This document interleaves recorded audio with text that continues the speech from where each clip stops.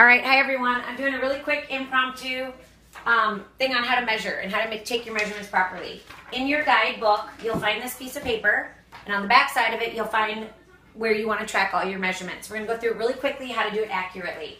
It's best to have somebody else do it. You'll also find the tape measure inside that folder. You need to dig in there for it. Neck measurement. Always go, right at the largest part of the neck. Don't pull the tape measure too tight. That one's pretty easy. Arm measurements.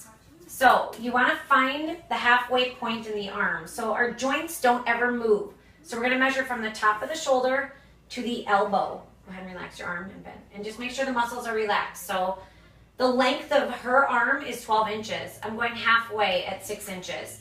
I'm going to measure that part. Again, don't pull the tape measure too tight. Relax the arm. Relax it down. And don't pull it tight. You don't want to bubble in the skin here. Okay? So that's the left arm measurement. Same thing on the right side, obviously. Measure the length of the arm, go the halfway mark, and measure. The reason you're doing that is that halfway mark is never going to change.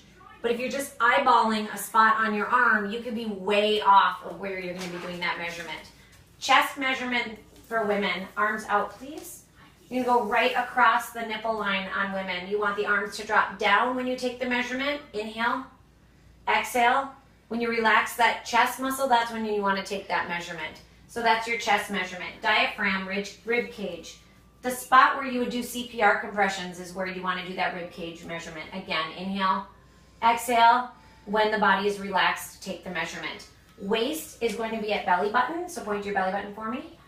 And make sure when you have that tape measure around your belly button that you have it even on both sides. Waist measurement. Next measurement is 6 inches below the waist. Point to your belly button, please. Measure down 6 inches, go all the way around the body there at 6 inches below. Belly button again. Next measurement is 9 inches below. So we want to go 9 inches, go around to make sure you're hitting the bottom of the buttocks there for that measurement. Thighs, best thing to do, relax the muscle by popping this knee forward by lifting the heel, relaxing through here. Point to your belly button again.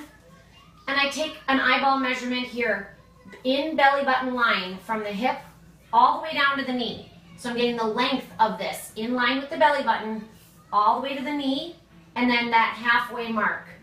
At that halfway point, go around the thigh. Don't pull too tight so you don't want that bubble. Do the same thing on both sides. Relax the leg to take the measurement, and again, from the knee to the ankle, measure halfway spot in between, measure around there. So that's the best way to take your measurements accurately, always doing that halfway point. Don't pull the measuring tape too tight because it's fun to watch those inches move. Now the next time you do your measurements, say for example, my beautiful daughter here, we're a month into the program. Take that tape measure to where it was. So say for example, your waist measurement was 31. Hold it there, look down. That used to be filled with fat. So it's fun to look at that. No, not on you, of course. But it's fun to go to that starting measurement point, look at how much of a change has happened because that was filled with fat. So don't forget to do that and applaud yourself at your results.